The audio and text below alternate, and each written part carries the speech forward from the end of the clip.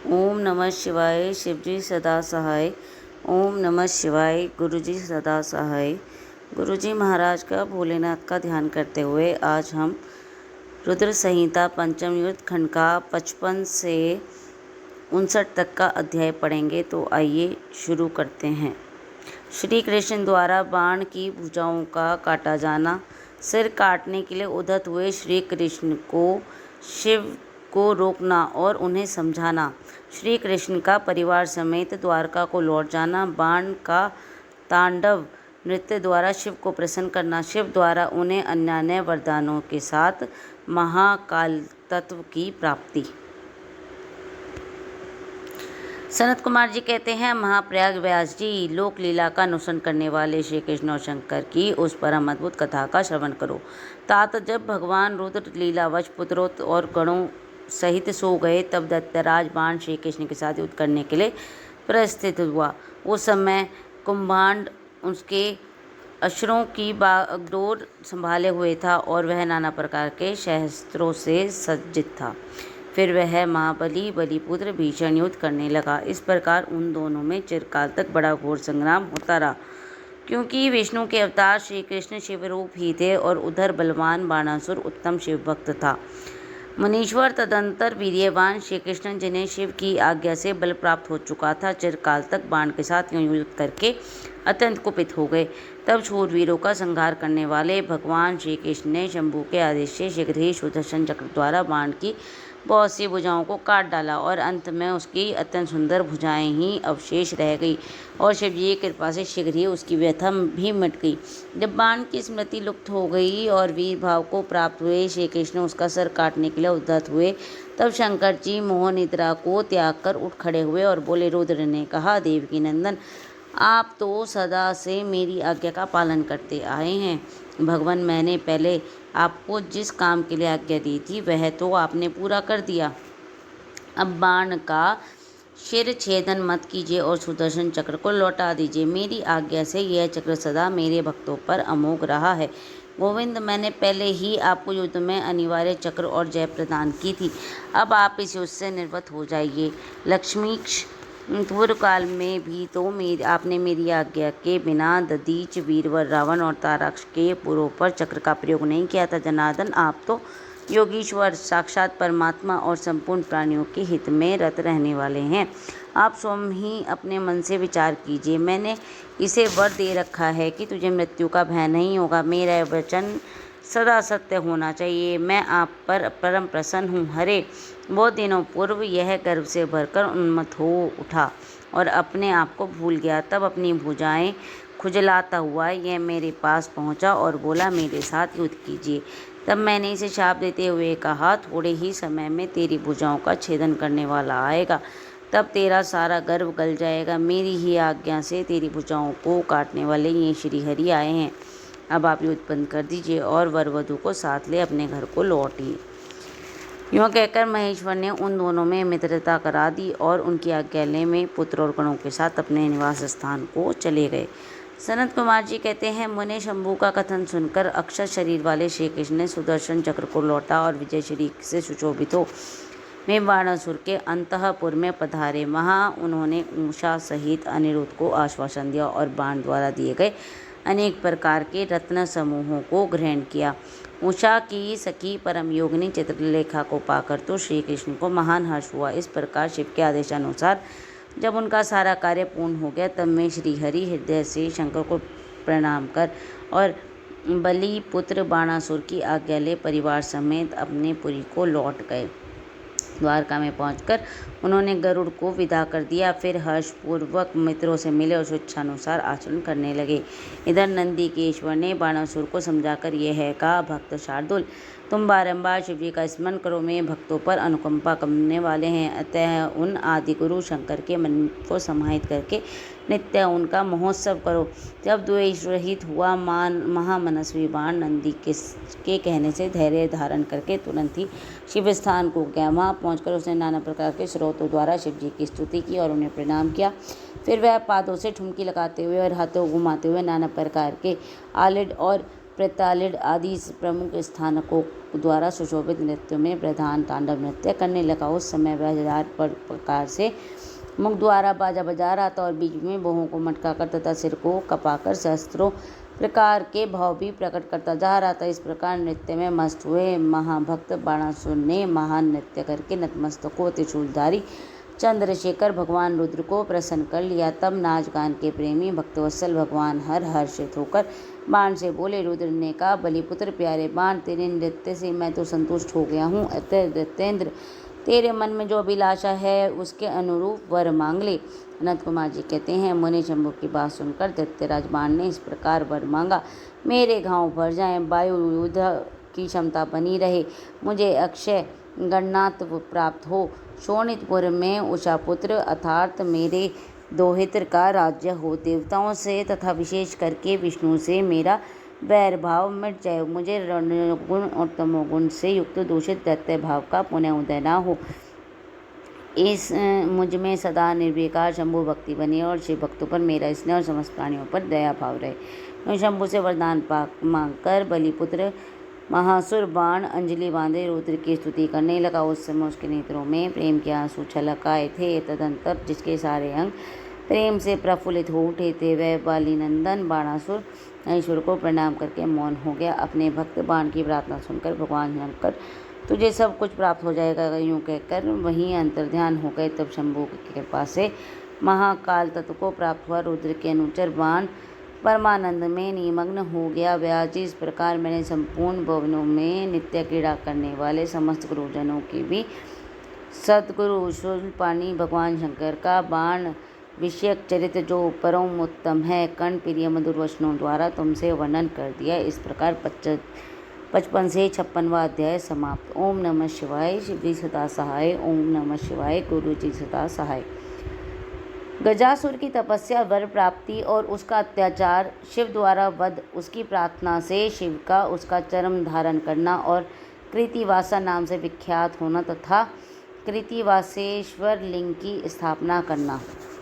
सनत कुमार जी कहते हैं, व्यास जी अब परम प्रेम पूर्वक शशि मौली शिव के उस चरित्र को श्रवण करो जिसमें उन्होंने त्रिशूल द्वारा दानवराज गजासुर का वध किया था।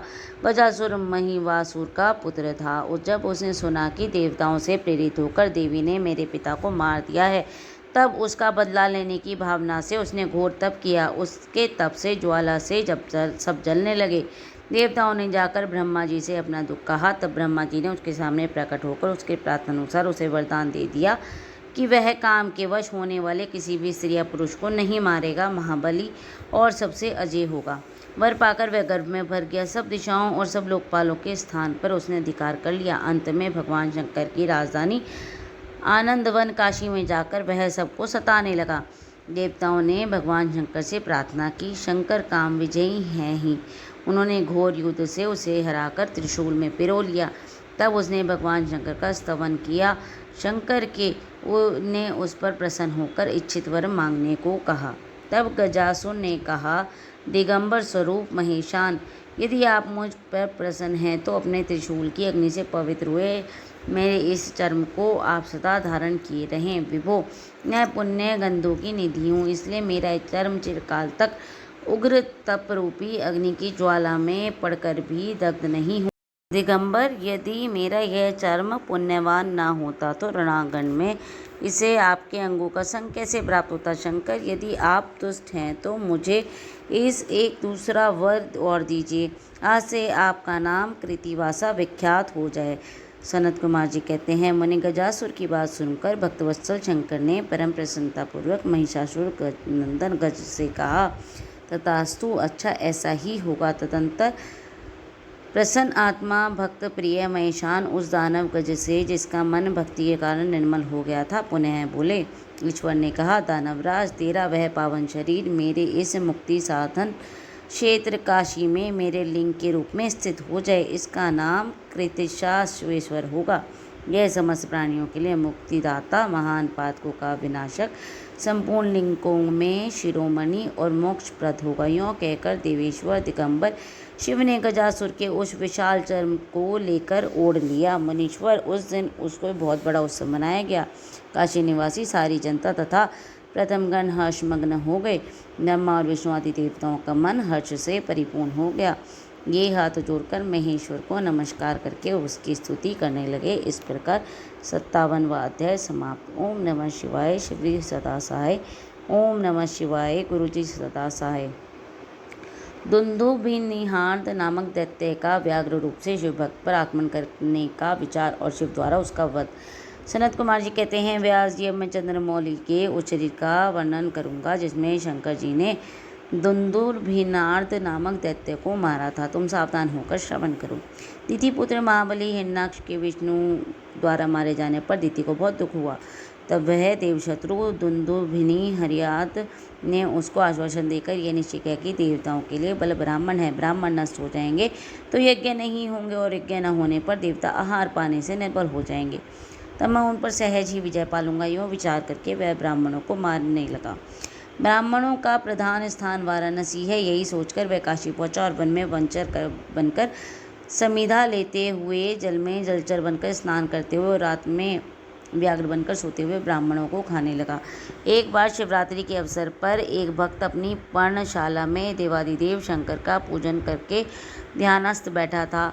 बलाभिमानी दैत्यराज दुंदुभिनार्द ने व्याघ्र का रूप धारण करके उसे खा लेने का विचार किया, परंतु वह भक्त दृढ़ चित्त से शिव दर्शन की लालसा लेकर ध्यान में तल्लीन हो रहा था। इसके लिए उसने पहले से ही मंत्र रूपी अस्त्र का विन्यास कर लिया था। इस कारण वह दैत्य उस पर आक्रमण करने में समर्थ न हो सका। इधर सर्वव्यापी भगवान शंभु को उस दुष्ट रूप वाले दैत्य का अभिप्राय का पता लग गया। तब शंकर ने उसे मार डालने का विचार किया। इतने में जो ही उस दैत्य ने व्याघ्र रूप से उस भक्त को अपना ग्रास बनाना चाहा, तो ही जगत की रक्षा के लिए मनुष्य रूप तथा भक्त रक्षण में कुशल बुद्धि वाले त्रिलोचन भगवान शंकर वहाँ प्रकट हो गए और उसे बगल में दबोचकर उसके सिर पर वज्र से भी कठोर घूंसे से प्रहार किया। उस मुष्टि प्रहार से तथा कांख में दबोचकर वह व्याघ्र अत्यंत व्यथित हो गया और अपनी दहाड़ से पृथ्वी तथा आकाश में कांपता हुआ मृत्यु को ग्रास बना लिया। उस भयंकर शब्द को सुनकर तपस्वी का हृदय कांप उठा। वे रात में ही उस शब्द का अनुसरण करते हुए उस स्थान पर आ पहुँचे।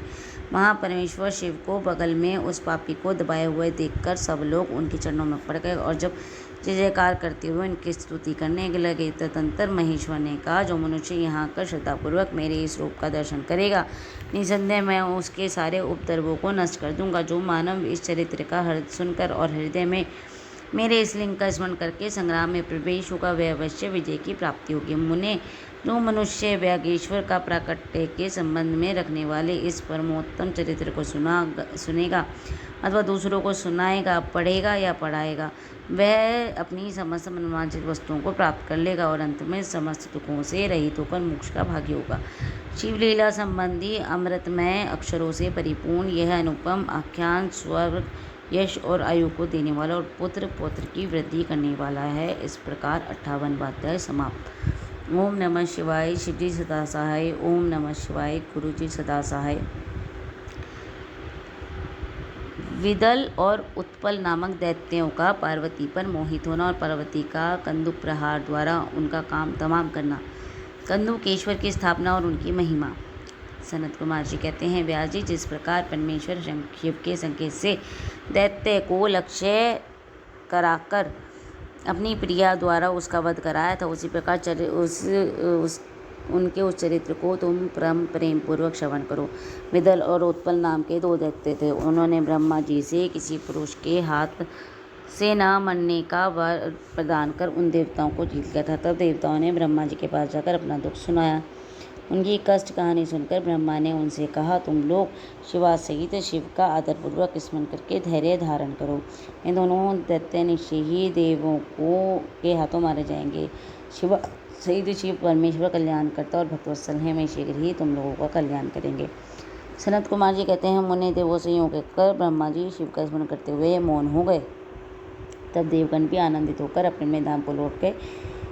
इस समय नारद जी के द्वारा पार्वती के सौंदर्य की प्रशंसा सुनकर वे दोनों दैत्य उनका अपहरण करने की बात सोचने लगे और पार्वती जहाँ गेंद उछाल रही थी वहीं में जाकर आकाश में उछलने लगे। वे दोनों घोर दुराचारी थे। उनका मन अत्यंत चंचल हो रहा था। मैं गणों का रूप धारण करके अंबिका के निकट आए, तब दुष्टों का संहार करने वाले शिव ने अवहेलनापूर्वक उनकी ओर देखकर उनके नेत्रों से प्रकट हुई चंचलता के कारण तुरंत ही उन्हें पहचान लिया। फिर तो सर्वस्वरूपी महादेव ने दुर्गतिनाशिनी दुर्गा को कटाक्ष द्वारा सूचित कर दिया कि ये दोनों दैत्य हैं, गण नहीं तात।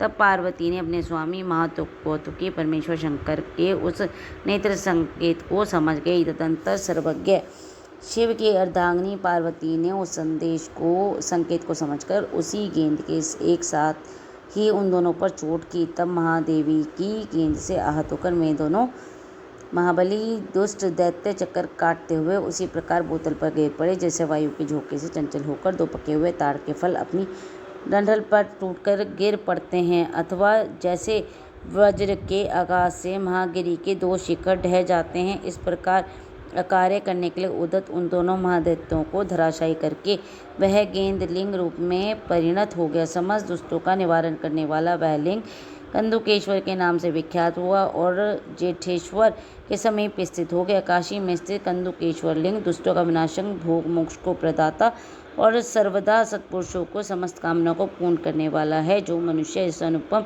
आख्यान को हर्षपूर्वक सुनता, सुनाता अथवा पढ़ता है, उसे भय का दुख नहीं। वह इस लोक में नाना प्रकार के संपूर्ण उत्तमोत्तम सुखों को भोगकर अंत में देव दुर्लभ दिव्य गति को प्राप्त कर लेता है। ब्रह्मा जी कहते हैं, मुनि सत्तम, मैंने तुमसे रुद्र संहिता के अंतर्गत इस युद्ध खंड को पूर्ण कर दिया। यह खंड संपूर्ण मनोरथों को फल प्रदान करने वाला है। इस प्रकार मैंने पूरी की पूरी रुद्र संहिता का वर्णन कर दिया। यह शिव के सदा परम प्रिय है और भक्ति मुक्ति फल प्रदान करने वाली है। सूत जी कहते हैं, इस प्रकार शिवानुगामी ब्रह्मपुत्र नारद शंकर के उत्तम यश को तथा शिव सतनाम को सुनकर कृतार्थ हो गए। यूँ मैंने संपूर्ण चरित्रों में प्रधान और कल्याणकारक यह ब्रह्मा और नारद का संवाद संपूर्ण रूप से कह दिया। इस प्रकार 59वां अध्याय समाप्त। ओम नमः शिवाय। शिवजी सदा सहाय। ओम नमः शिवाय। गुरुजी सदा सहाय। गुरुजी महाराज की कृपा से आज हमारा रुद्र संहिता पंचम युद्ध खंड समाप्त हुआ। जय गुरुजी महाराज। शुक्राना गुरुजी महाराज का।